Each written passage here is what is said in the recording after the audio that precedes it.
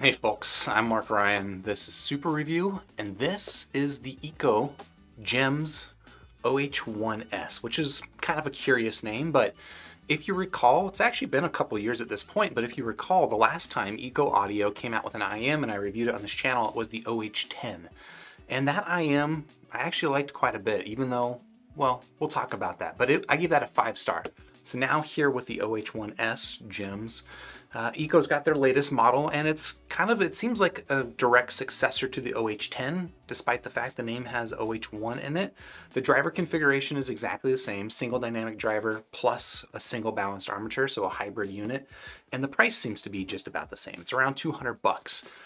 And at this point, that's about as much as I can tell you about this. So this is going to be kind of a first look video. We'll unbox the Gems OH1s, see what we get inside the box, but then I'll also throw it up on my frequency response measuring rig, see how this thing squigs and compare it to the OH10. Obviously, that's not going to tell us everything that we need to know about the sound, so for that, you'll have to wait around for the review. That'll come later, and if you are waiting for that, just subscribe to the channel, ding the YouTube bell so that YouTube lets you know when that review is live, because this is not going to be a review, just a first look. But the OH1s that we have here is not the only thing that we've got here, because I've also got the NF Audio NA2 Plus, and this is in via Aoshida Audio. This is, you know, I had maybe last year people were asking me about an NF Audio IM. It was the NF2 Plus, I believe, and I unfortunately never got a chance to try that one out, but this one I'm actually going to be able to check out. So like the OH10 or the OH1s, I haven't heard this. We're just going to unbox it and see what the frequency response is. But unlike the OH1, this is not hybrid IM. This is just a single dynamic driver, and the price is a little bit cheaper. It's around 170 bucks. But yeah, we'll see what we get inside the box of this one and measure it and throw it up on squig.link. And if you're not there already, head over to squig.link, because I'm going to try and actually upload these measurements in roughly real time so that you can check them out as soon as we've got them. So let's go ahead and actually start though with the Ikko OH1s Gems. And let's try and, oh, that was, I missed my mark, but there you go. There's your spin of the OH1s. Pretty interesting box. You know, it's got some I think pretty handsome art on here. Honestly, it's a little bit anime, a little bit weeb, but I think if you look a little closer, the style is actually, I think, more unique and a little bit more graphic. So pretty into that style, but let's see what we can find out about the IM by doing a little tour of the box. The cable has silver plating if you're concerned about that. It's got a dynamic sound according to what they say, comfortable wear according to what they say. And then back here, we'll actually get some specifications.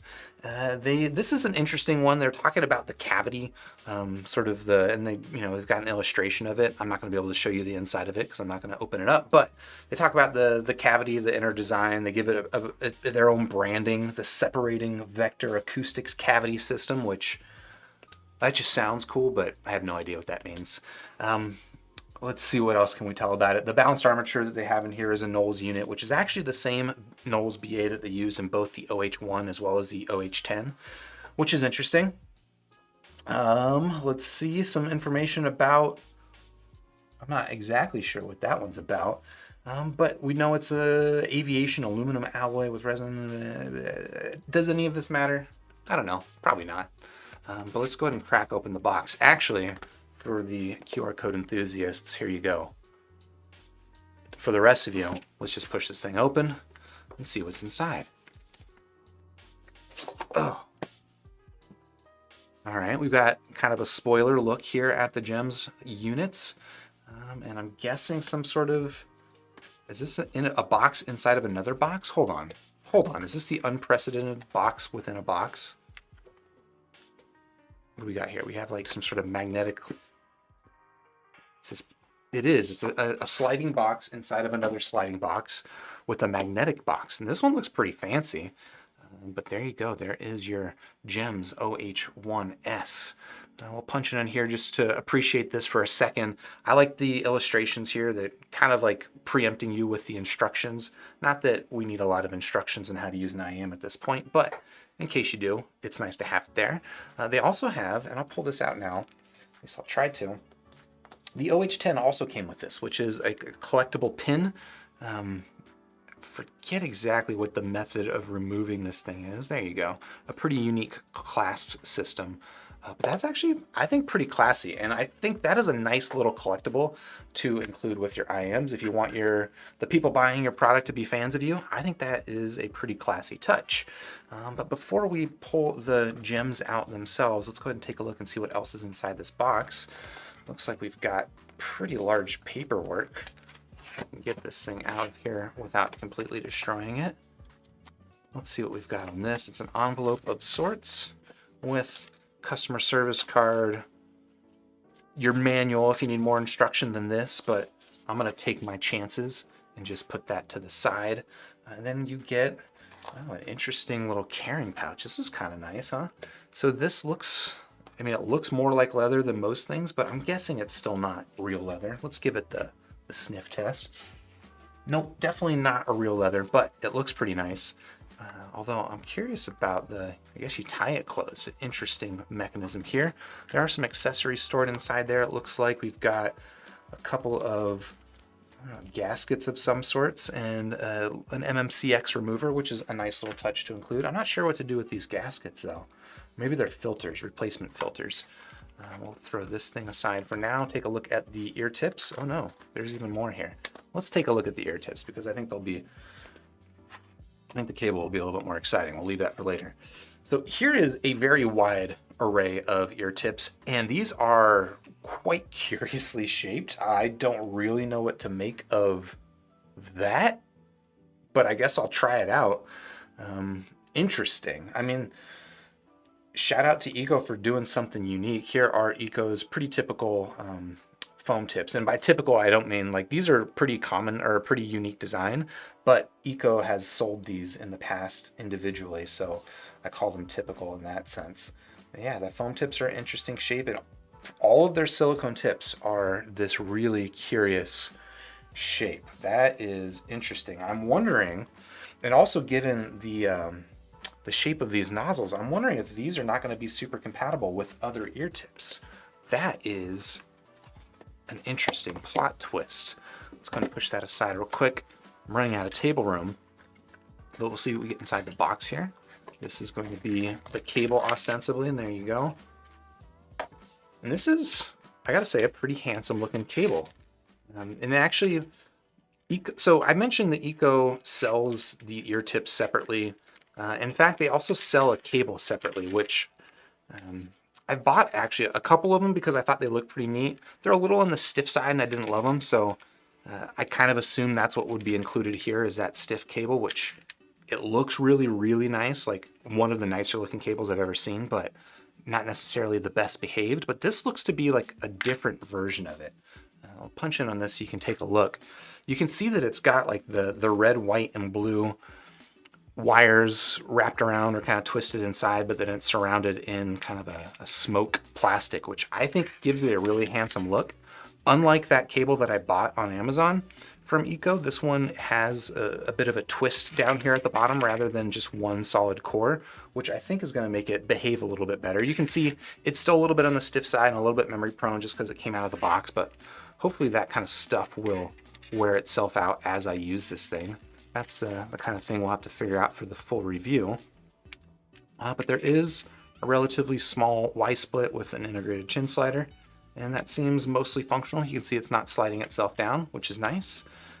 But yeah, there is the cable, which I gotta say, you know, Ikko, for 120 bucks, this is a pretty nice package so far, but we haven't even dived into the IM pieces themselves. So let's go ahead and take a look at the gems, which, oh, interesting. These are quite a bit smaller than the OH10,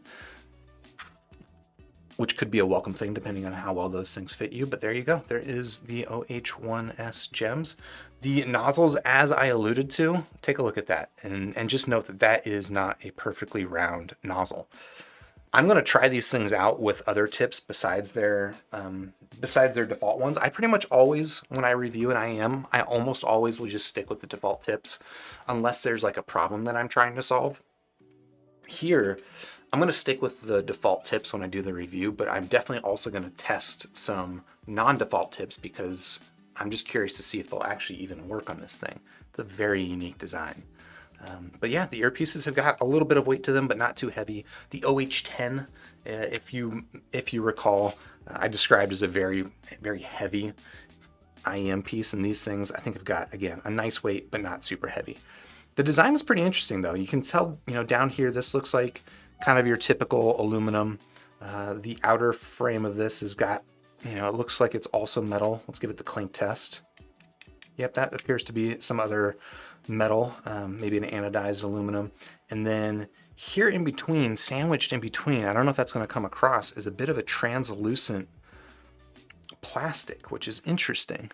It gives it this, I guess, gems-like look, which, yeah, I guess I think that's actually pretty cool. So this is a uniquely designed IEM. Oh man, I am worried about how this thing is going to be to measure. Am I going to have difficulty measuring this thing? I'm gonna have to, and I'm saying that because of these very curious ear tips. But let's go ahead and put it all together. Oh no, I bumped my plant. Let's throw it all together. And you can see also these tips are not symmetrical, so I'm not even sure exactly which direction Ikko wants me to put these things on. But I'll take a stab in one direction and hope for the best, I suppose. Very, very interesting. Surprising, you could say.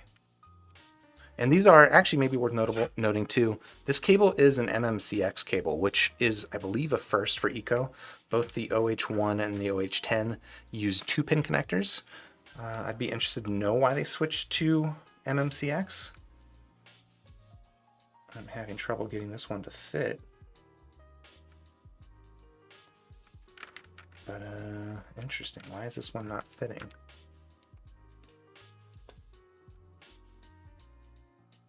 I think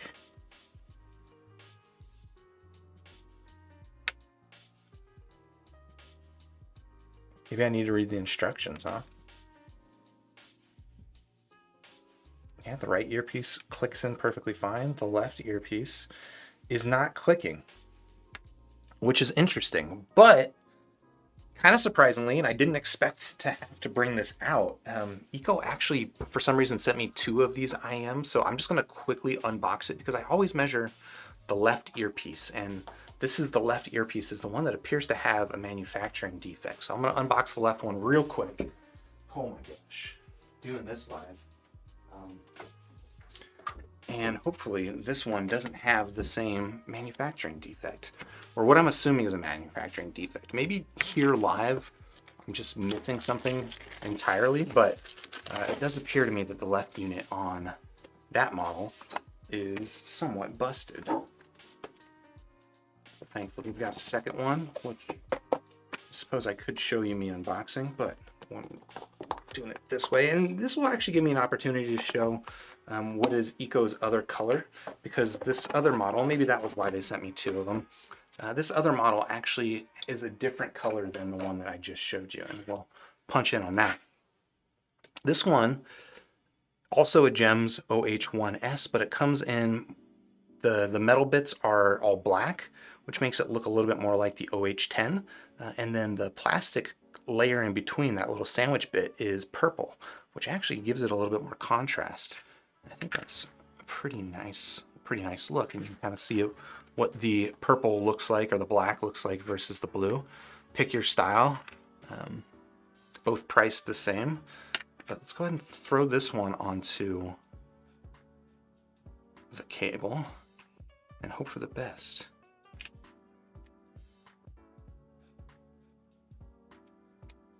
And that one works. All right, so it's not just me.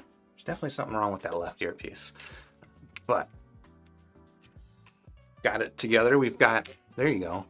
We've got the look where I'm not even deciding which color I want. I've got one of each. And we'll see how this thing measures by throwing it onto my microphone over here. And let's see, I should push some of this stuff aside. Actually, let's go ahead and start cleaning up, because we do have another IEM to unbox in a second. And make room. measurement rig. This thing's pretty neat. I don't know. We'll see how that works out in practice, but I at least like the aesthetic of it.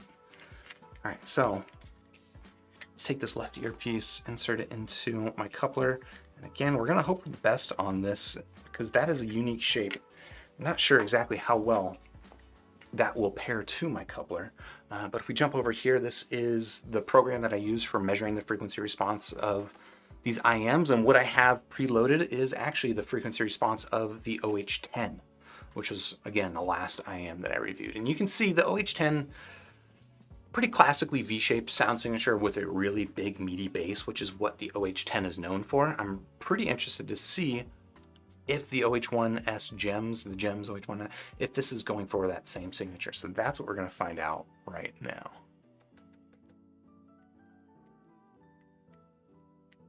Let's see.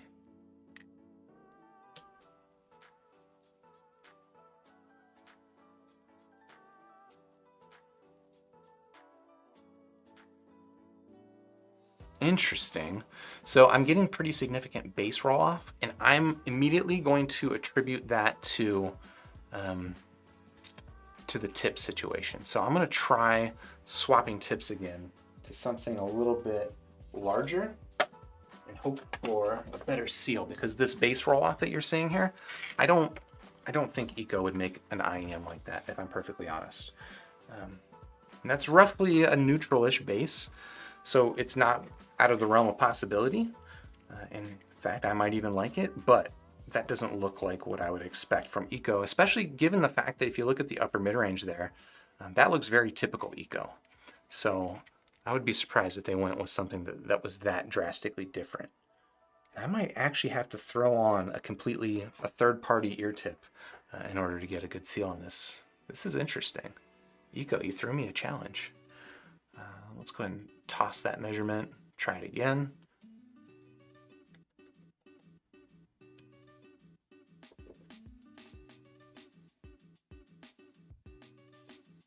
All right, it's rolling off as well. So let me go ahead and dip into my tip collection.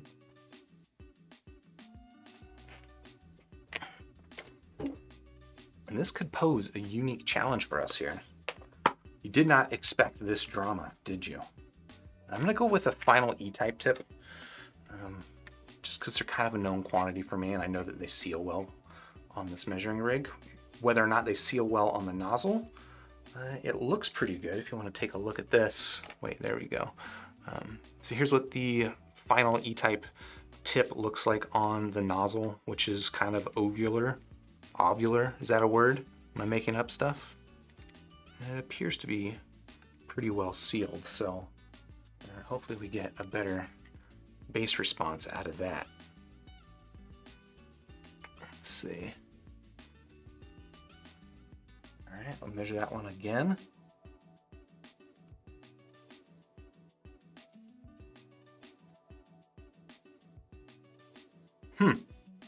I'm still getting pretty significant bass roll off, which is interesting. Okay, I think that's gonna be the best that we're gonna get out of this for now. I'm probably gonna struggle with this some more after this unboxing, or maybe I'll give it a listening test and honestly be like, oh, it actually does sound like that. They actually did give it a neutral-ish bass response. But for now, I think that is going to be the best that we can figure out.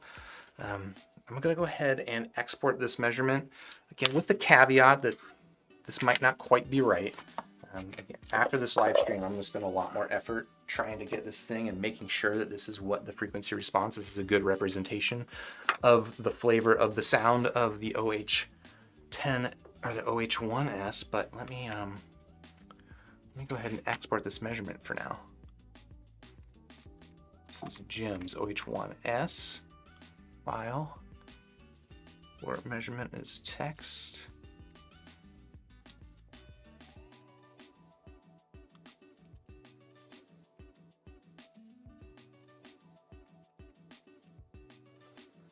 Okay, and we will upload that one after I have measured the NF audio. Or, you know what, let's go ahead and try and upload it right now.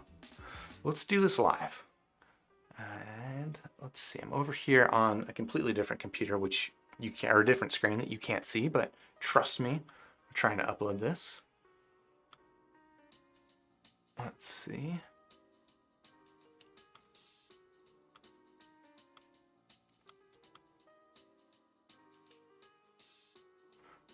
Uploaded there.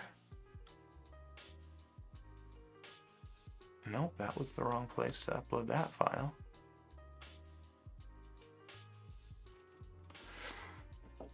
Drum roll.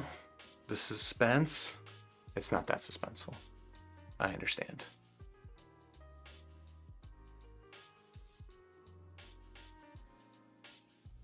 And then if I come over here, if I reload this, do I have the OH, the gems?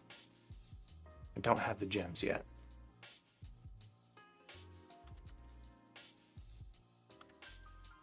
There we go. There we got the gems. There is your frequency response of the gems inside of squig.link, which you can now check out live. If you're watching now live, just head over to squig.link and you should get that frequency response. So you can compare it to the OH10. And this is where you see that big discrepancy in the bass, which is what I am not so sure about, if this is what this thing actually sounds like. We'll have to dig into that more later. But at least for now, that's what we got.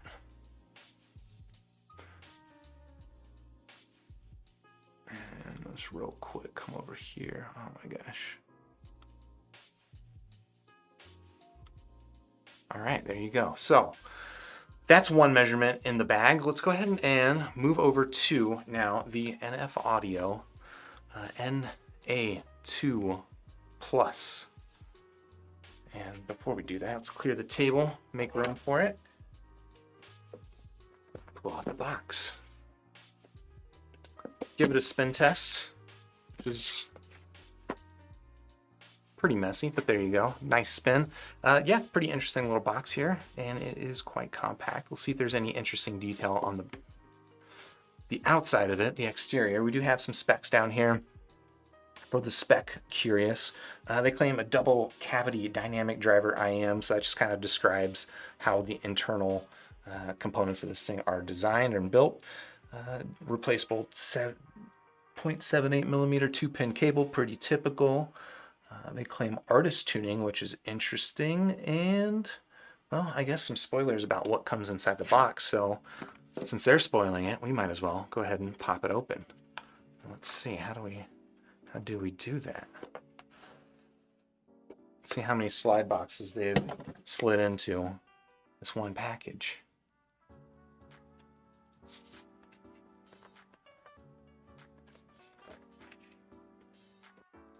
How do we do this one, NF Audio? What's your game? Oh, it's just got a really strong magnet. Interesting. Oh, and there you go. That is actually, I think, a pretty cool unbox presentation here. You got the IM sitting in what looks like a CD of sorts. But of course, we'll start with the most exciting part first, which is going to be these instructions. I just ripped this box apart. The magnets are stronger than the glue. You got your instructions. This is actually a pretty good instruction manual. Again, if you need instructions for your IMs or even just want something to read, some literature to keep yourself entertained, that's pretty well done. You've got a little carry case here, which is pretty compact, and frankly, like, this is more like the type of carry case I'd be likely to use. It's got a bit of a hard shell and actually pretty compact enough to fit into a pocket. There's some sort of accessory packaged inside here. No, it's actually okay. That was a couple of things I didn't expect. We've got a 3.5 millimeter to 6.3 millimeter adapter, which you don't usually get with IMs. It's actually neat that they included that. And then you also get, curiously, a set of just 2 tips, and these are pretty small. I'm not sure what that's about. I'm expecting more tips in here, but if that's all we get, okay. Let's see, I pop this CD out, we do, and okay, like I expected, that is not all we get.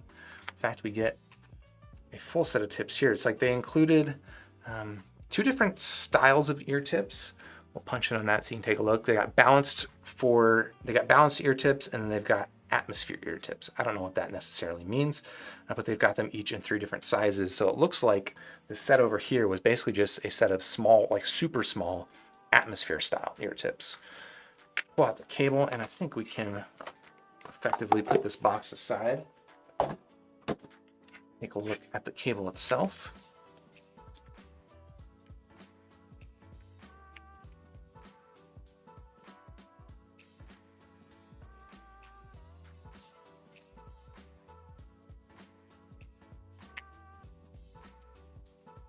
And this seems to be, it's a little bit memory prone. You can kind of see itself winding itself back into its original shape, but this is not a bad little cable. It's a little bit on the thin side, but the build quality seems pretty solid. You've got your standard 3.5 millimeter termination down here. Kind of a large Y split. Not quite as chonky as something like what Moondrop includes, but a little bit on the larger side. You have a chin cinch, which seems to be pretty functional and stays in place. And then you've got your ear hooks, which are pretty aggressively hooked, actually, if you want to take a look at that. And I don't know, we'll see how that does for fit. Generally, I don't like my ear hooks to be quite that aggressive in their bend, but they are, as we talked about earlier, they're the 2-pin connectors, but also neat to look or see that they are kind of a square type shroud design. Let's go ahead and give this thing the roadie wrap, see how well it lies. And then let's go ahead and pull the earpieces out of their compact disc enclosure.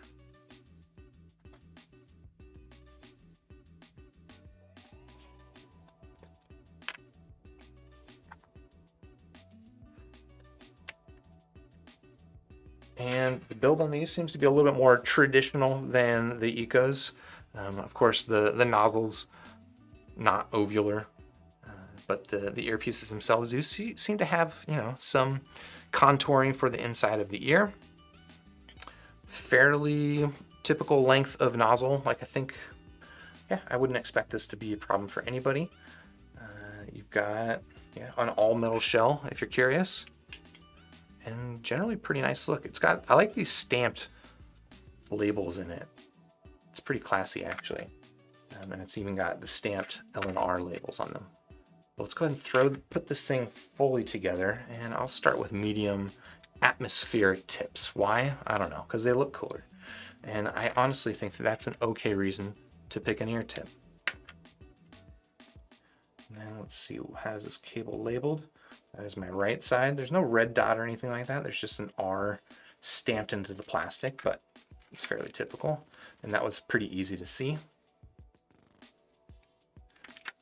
But there you go. There is the NF Audio. You can see that aggressive hook is kind of being a pain in the butt. There is your NF Audio NA2 Plus. I forgot to give the Ikko a fit test, but I'm not going to forget it for this one. We'll give it the fit test, and I'll give the Ikko a fit test in a bit. But yeah, let's take a look. So the nozzle actually feels a little bit on the long side, if I'm perfectly honest. So I might switch over to small tips when I wear this for myself. But there you go. There is the NF Audio NA2 Plus in my ear. Pretty compact design. I think this would be pretty comfortable for a long time. Isolation seems about average. Not fantastic, but definitely not bad, if that's important for you. And yeah, no sharp edges or anything like that. Security is actually pretty good. Okay. Yeah, not a bad fitting IM. Let's go ahead and throw it up on my frequency response measurement rig and see how this thing squigs. And hopefully this is a little bit less dramaful than the OH1s.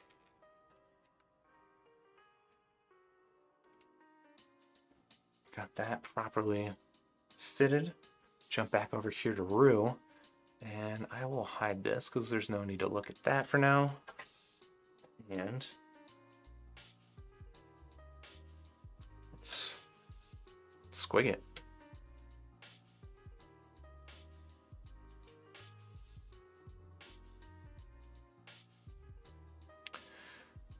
Okay, so there is, well, I might push that in a little bit further to get that 8K peak a little bit better aligned, or getting that resonance peak aligned better at 8K.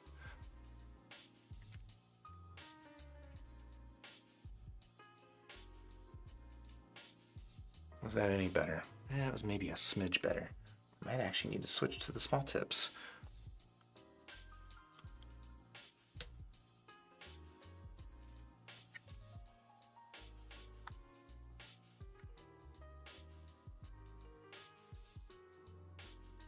So if we go here, actually, I think I nailed that. All right, cool. We've got our 8K peak. This is the frequency response of the, let's go ahead and label it NF Audio NA2 Plus. And this looks like a pretty, I'd say pretty well balanced.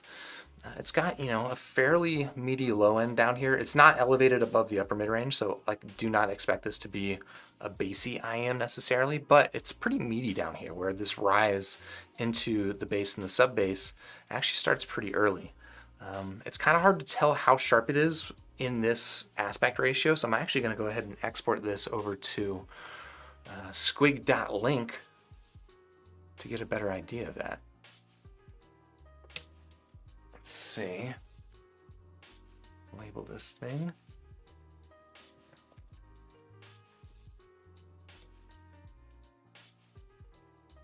And then come back over here. And I'll upload that measurement to the internets. I'll come back over here and see if I refresh if this actually comes into play as I expect. NF Audio. There you go. So there is your squig of the NF Audio NA2 Plus. Yeah, you can see, so this is actually a good place to start this comparison, because by default squig.link loads with, and I'll hide the other one just so that we're only looking at one thing. By default, it loads with this dotted line. This is called the super review target. Basically, this is what I think would be just about the ideal sound, at least for my preferences. I know it's not the same for everybody. And if we bring back the NF Audio squig, you can see that it lines up honestly pretty closely with my ideal frequency response. Especially, you know, you can tell that bass-wise, again, like I said, this is not going to be a bassy set.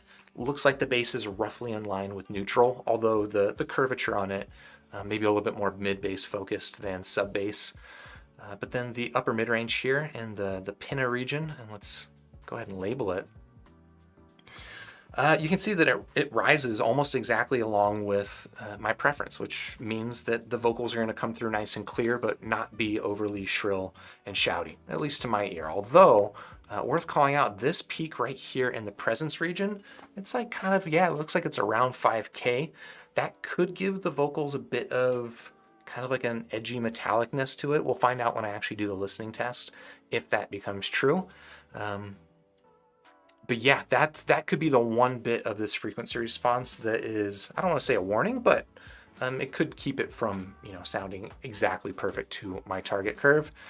Here in the mid treble, that peak that we see here, and it's called out in the description right here, that peak is kind of like just an artifact of the measurement. Again, we try to always get that frequency, that peak, that resonance peak at 8,000 hertz, just so it's consistent. And you'll see that in almost every measurement that there's going to be a peak there. That is not necessarily a real peak that you will hear. So yeah, there you go. And then the air frequencies are actually pretty decent. A lot of times an IEM will kind of like drop off in amplitude above 10K, but here it looks like the NA2 Plus actually maintains pretty good. So if I'm perfectly honest, I am more impressed with this frequency response than I thought I would be. I mean, I knew people really liked the NA2 Plus, or the NF, what was the other one? This is the NA2 Plus. The other one was the NF2. I know people were pretty impressed with that one. But again, I never got to hear it for myself. But just based on that squig, that is not too shabby. But again, this is not a full review. I'm not going to be able to really tell you if this thing sounds as good as it graphs until I actually listen to it. So that's what's going to happen next. I'm not going to sit here and review it live on camera, because it's going to take me about a week or two to listen to both these IMs, comparing them to some other things that I've got. But yeah, if you're interested in those reviews, please subscribe to the channel, ding the YouTube bell so that YouTube lets you know when I'm live with those reviews. And if that was all you wanted, I guess I'll do real quickly the fit test of the OH1s gems that I promised. But otherwise, if that was all you wanted from this video, feel free to sign out. If you're here live and you want to chat though, stick around and have a conversation. And while I fit these OH1s gems in my ear, and that's these things are fit tiny. Like the NF Audio fit pretty great, but this thing feels tiny in my ear. Like, wow, okay. I like that actually. The ear tips are definitely unique. Whether or not that's a good thing or a bad thing, I think kind of will be figured out in the longer listening and living sessions with this thing. But yeah, that is, go over here to this side so you can see what the blue one looks like. That is a surprisingly compact IM. And one thing I'm gonna go ahead and do too, again, I don't normally do this kind of stuff, or I normally only measure the left channel, but because I'm having issues with getting what I think is the right frequency response out of the OH1s, I'm gonna go ahead and measure the left channel and see if the left channel is any different. Maybe that'll tell us something different. Let me go back over here to room. And I'm gonna throw in the right channel into my measurement rig. And it turned out it didn't seem like it was the ear tip that was causing a bass seal issue. We'll pull that back up. But yeah, let's go ahead and try this out. And I have to switch this over here to the right channel. And let's try it one more time from the right.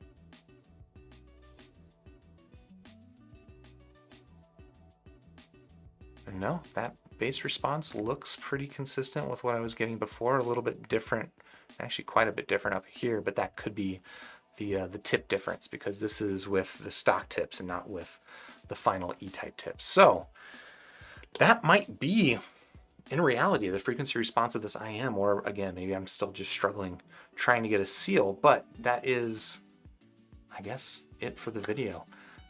If you want to check out either of these IMs, I do have links in the description down below. The Ikko was sent to me by Ikko for review, so there's a link to them on Amazon, and then the NF Audio was sent to me by Aoshita Audio, so link to Aoshita Audio, that's the word, in the description down below. So with all of that just nonsense out of the way, let's have a conversation. Let me catch up with live chat as best as possible. DNT Arc, how's it going? Nice to see you. Omar Yalls, what's up? Sai, good to see you as well. David K saying YouTube notifications doing its job today. Wow, that's nice to hear because usually I hear the opposite. There was I can't remember if I already talked about this. I was trying to tune in for a headphones.com live stream, and I saw that it was posted early, and I was able to hit a button that said remind me, send me a notification, and I never got that notification, or at least I didn't on my phone. I think I picked up an Android-based digital audio player that I hadn't been using for a week. I picked that one up a couple days later, and that had the notification, which maybe that's what YouTube decides to do. Audio Fool, how's it going? And yeah, I see some references to the Ikko being kind of a Moondrop style box, and that's why I was talking about kind of like the anime style on the illustration and the packaging. I think Ikko is actually doing it a little bit different. I think a unique style. It's still definitely in that same vein.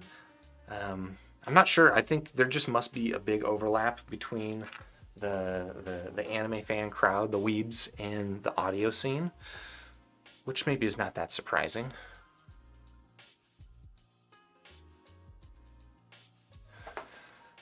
Dead Mokes, hello, how's it going? Nice to see you.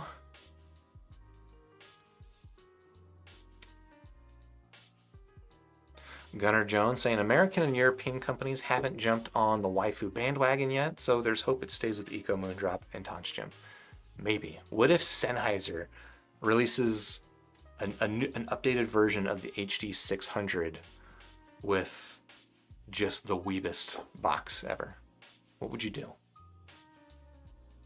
I think I'd be fine, but it would be funny. Martin Ferreira, yo, nice to see you again. Oh, and Sai, you're asking, are the colors besides the blue? I'm pretty sure the OH1s Gems comes with just those two colors that we saw on stream, the blue and the black plus purple.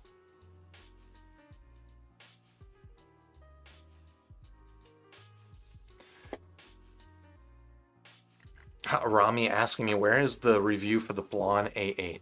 Homie, I just unboxed it a couple days ago. I like to spend at least a week with an IM before reviewing it, so check back maybe next week. Last night I did spend some time though listening to the A8 Prometheus and the original Blonde BL03 kind of back to back.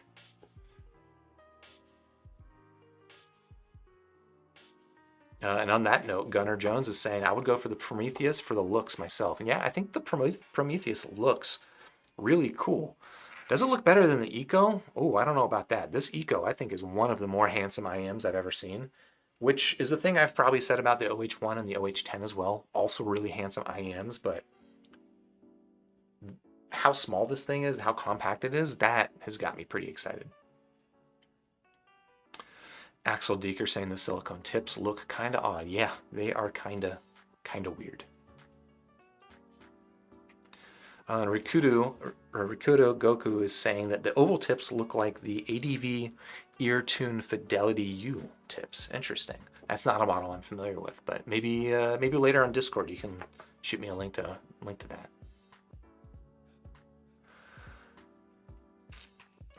And then Mixed Petict, that was probably wrong. It says that they look like Bayer's Zalento tips to you. Interesting. I am familiar with that model, but I haven't actually heard it and I haven't seen their tips. Oh, and Cairo, you said the same thing. So it looks like Zalento has got a similar unique tip design.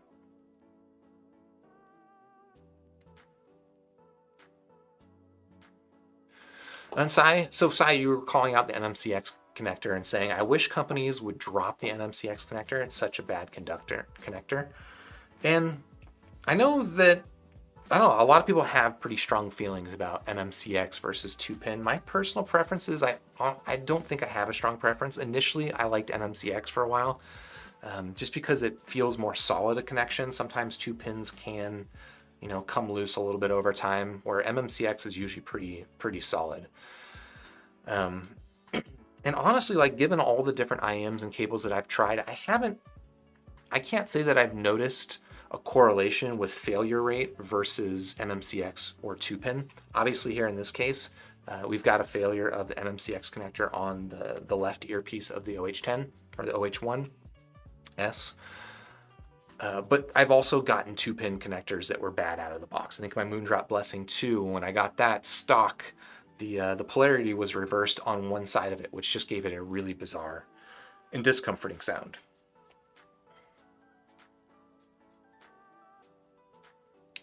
Oh, and interesting. Subby Bass and Sai both calling these blue Doritos.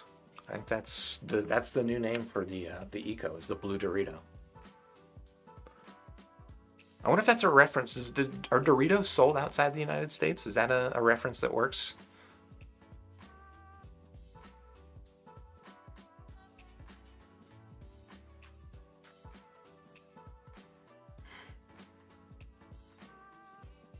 Axel Deeker saying, I'm sorry, but these look worse than the stock blonde tips. I can say just based on touching the tips here on the OH, if you want to check them out side by side, just by touching these tips, I would say that the silicone quality is actually pretty good. It's got a nice grippiness to it, and it's a little bit thicker than some cheaper ear tips, at least near the top. So I don't know, it seems like these feel grippier than these, and these feel pretty nice. These are fine tips. These are a little stiffer. But I don't really, I mean, they're obviously an odd, interesting design. Whether or not that works for my ear, we'll find out, but I'm not opposed to it on the surface.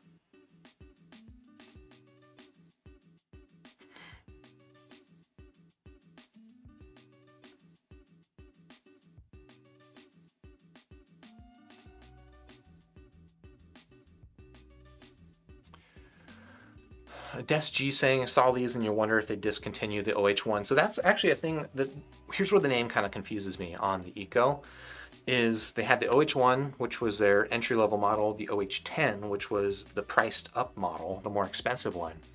And then here is the OH1s, which sounds like a sequel to the OH1, which is their budget model, but this one's priced like the OH10. I think that they're probably not going to immediately replace the OH1 with this model because this is more expensive. And keeping the OH1 maintains, you know, a presence in the sub $150 price range. But if they're going to release a sequel or a follow-up to the OH1, what do they call it? Do they just call it the OHS without a number? I don't know.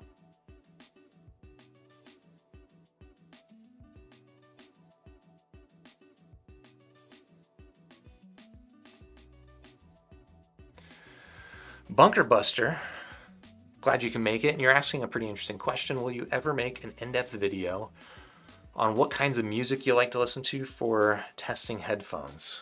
I don't, is that a video that people are interested in? And if people are interested in watching that, maybe. Obviously, I can't play the music here on YouTube, or maybe I could get away with clips, maybe. But the best that you could probably do right now is that I actually have links to playlists. If you go to if you click on my avatar or whatever, go to my channel, go to the playlists tab. There's a playlist of reference music that I like to use for headphone testing. So that could be a pretty good place to start. But if you're still interested in the video, I guess let me know and tell me what you would want to see in that video. Yeah.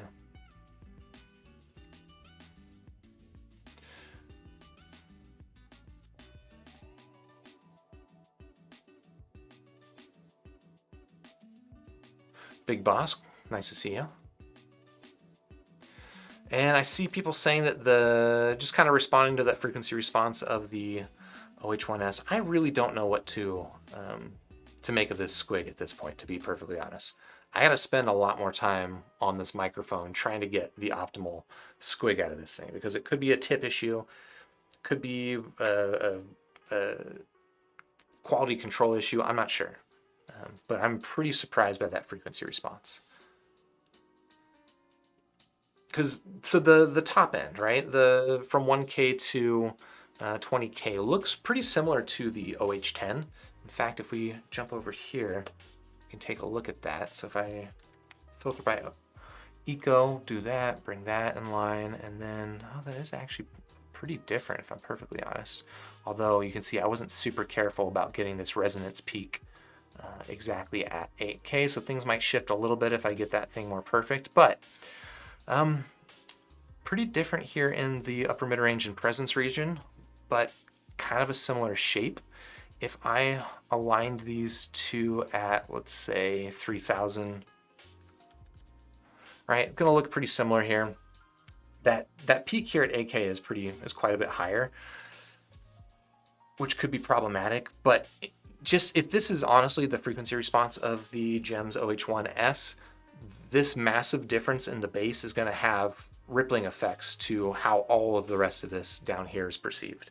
Or sorry, maybe up here. The top end on this, on the OH10 and the OH1, the original Ikkos, I think it was pretty well balanced with the bass.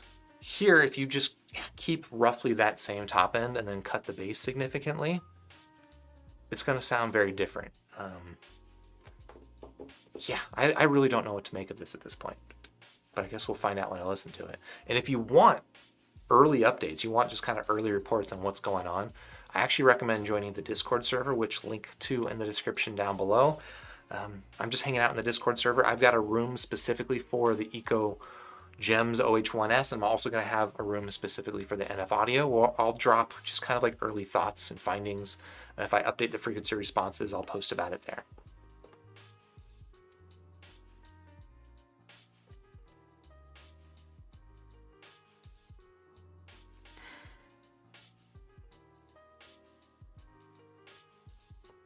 Rob Hawk saying both Ikko IMs sound good to me, talking about the originals, but I think the OH10 sounds better. It would be interesting to hear the OH7, which I didn't talk about the Ikko OH7. That's a very expensive one. I also have not heard that.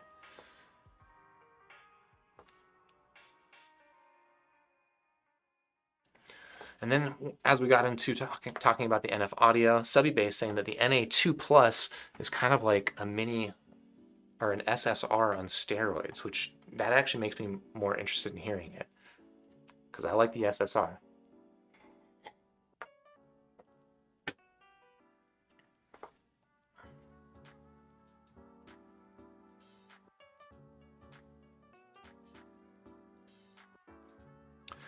Big Boss with an interesting theory on why they're called, why the NF audio tips are called atmospheric tips. Perhaps just a translation from air being, upper treble, which is what a wide bore tip like this would actually probably give you.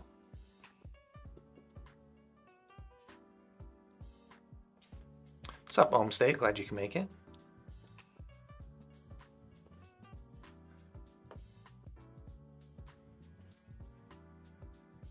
And Desji was, I think, pointing out an interesting thing, and I'll jump back over here to the NF Audio Ear Hooks, which I mentioned being kind of aggressive.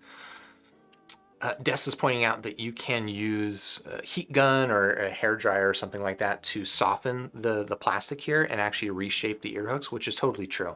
I'm a little bit concerned about doing it with a heat or a hook of this style, because it's kind of like I don't know if this is going to come across. It's a little bit more straw-like and cylindrical, whereas some of them are more like a heat shrink wrap. Where the heat shrink wrap, if I heat that up, it's not going to like deform because it's already like by design deformed. This is by design kind of like a straw shape, and I'm worried if I heat this thing up, it might shrink itself around the cable underneath of it and take on a more textured look, but it would be ununiform, which would bother me, maybe irrationally, but yeah, that would bother me. Oh, Home State, you got a Lokahi on the way out. That's exciting. I actually had a chance to listen to the audio Lokahi, not for too long, for maybe like 20 minutes or so, but I found it pretty impressive, if I'm honest. It was a good sounding IM, a very kind of raw, aggressive sound, but well done.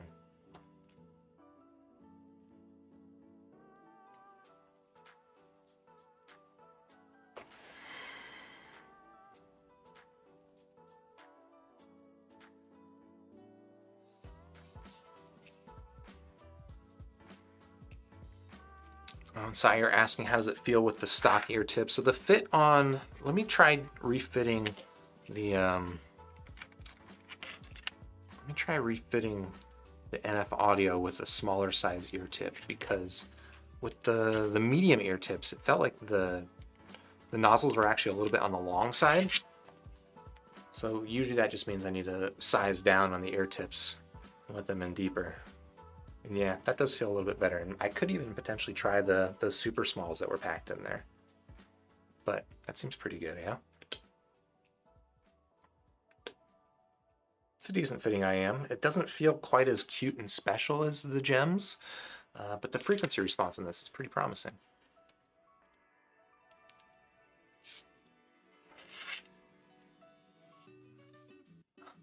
Butter Jelly with a question off topic, but I always wondered what kind of watch you're wearing. For those who are curious, I'll go ahead and take it off and punch in here. This is a Pebble 2 with the heart rate monitor. I don't know if there's any interesting info back here, but yeah. And then the watch face on here is actually a watch face I designed and built with a friend. So this is a completely custom Pebble 2 that, unfortunately, I know, it actually still works and still works pretty well. I've considered other smartwatches, but this is the one that still seems to make the most sense to me, and I went through the effort to build a custom watch face for it, so I guess as long as this thing keeps working, I'll keep using it.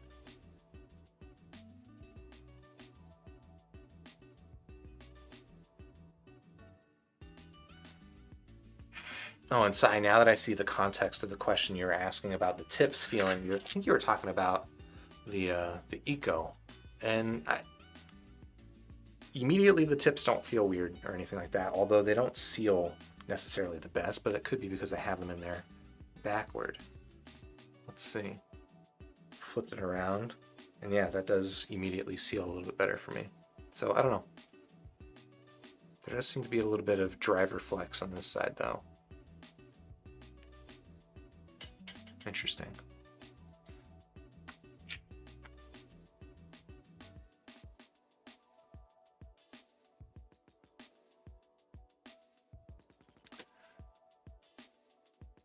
Adnan, greetings from Bangladesh. Hey, how's it going? It's 4 a.m. there, and you're too late. Not early, okay. Wow. Staying up late, burning the midnight oil. Thanks for tuning in.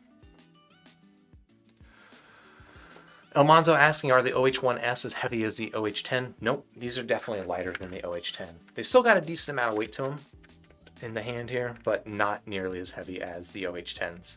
The OH10s are, I think, the heaviest IMs I've ever had. And Adrian asking, what's my favorite IM? Probably still the Moondrop S8. That one's gonna be hard to beat for a while.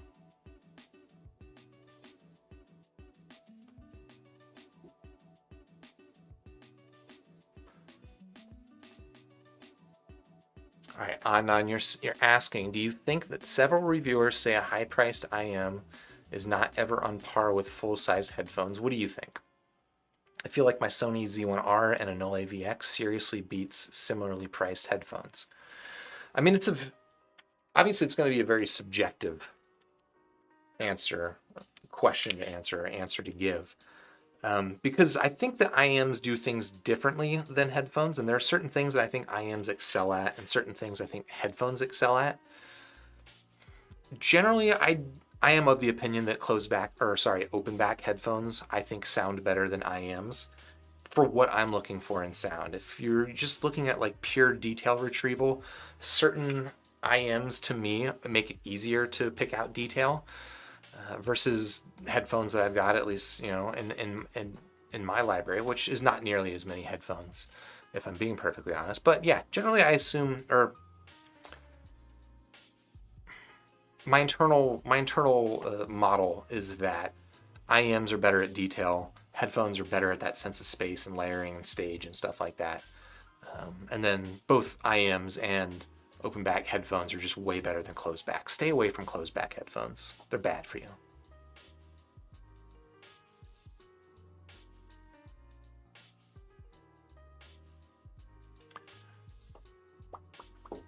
Still catching up with live chat. Oh, and Adnan saying none of my MMCX ever broke. And yeah, that's honestly been my experience. I mean, I've had some MMCX problems out of the box before, but I've never had one go bad over time, which is the same for 2-pins, honestly. Again, I haven't, the worst that I've had with 2-pin is that sometimes the connectors might get a little bit looser, but they'll still work. Iman asking, what's my view on buying used high-end IM that a few years old at a massive discount versus a similarly priced new IM? I think, so you're saying 5+ years old, which makes that question a little bit, there's a couple of different ways I can answer that question, okay?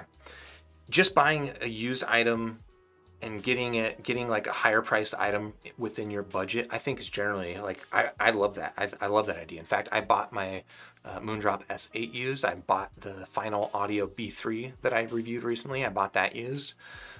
I think that's a great way to save some money if you're not super concerned about getting a brand new item out of the box. You can usually save some pretty good money. Now, if the 5 years plus part of that question is the more pertinent part, right? Where you're asking, is a high-end model from 5 years ago as good as maybe a cheaper model from today?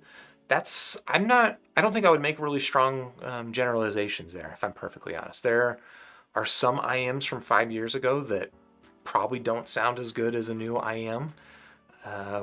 But I think there's also some really good stuff that's come out in the past that, yeah, and IEM space is maybe a little bit more unique there, where I don't think I've heard any like really top tier IEMs that were older than a few years old. You know, some of the 64 audio stuff that I reviewed recently, like the U12T, I don't think that's exactly brand new, but it might not be 5 years old. So I don't know. I think that's a really hard question for me to generalize because, again, there could be a 5-year-old IM that still sounds phenomenal. I don't think that there's not like this technology curve the way that smartphones are, where there's definitely not a 5-year-old smartphone that's as good as a mid-tier 2021 smartphone.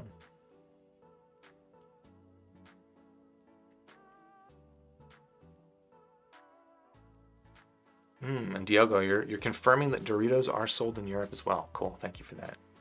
It's important.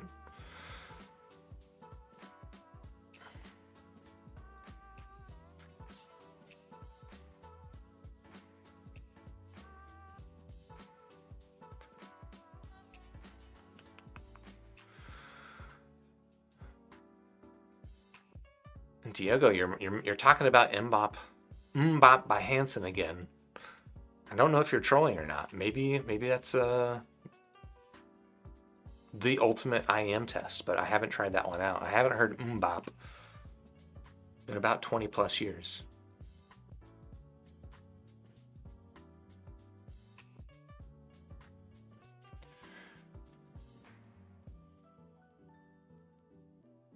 Hey, what's up, Precog? Glad you could join. If you want to check out the squigs, you could rewind the video or just actually head over to squig.link. I got both of the squigs uploaded already.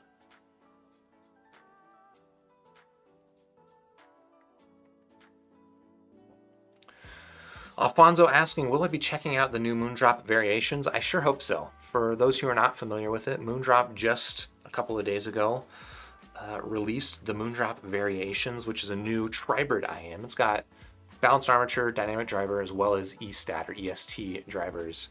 And I think it's priced around 520 bucks, so probably it's positioned pretty well to compete against something like the Dunu EST 112. I'm very interested to check it out, but I don't have one at the moment.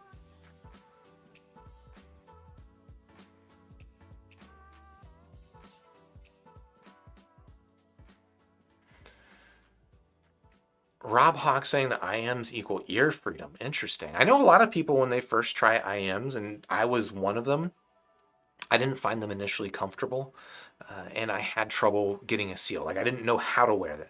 Headphones, like over-ear headphones, there's not really any question about them. You just plop them on your head. You might quibble about, getting a good seal or something like that, but for the most part, headphones are self-explanatory. IMs, if you're watching now, you're probably already pretty accustomed to it, but IMs, they take some time. They take some effort. And it takes just getting used to, I suppose. You got to know how to use it. At least that was a problem for me, and I think it's a problem for some people that prevents them from getting into IMs.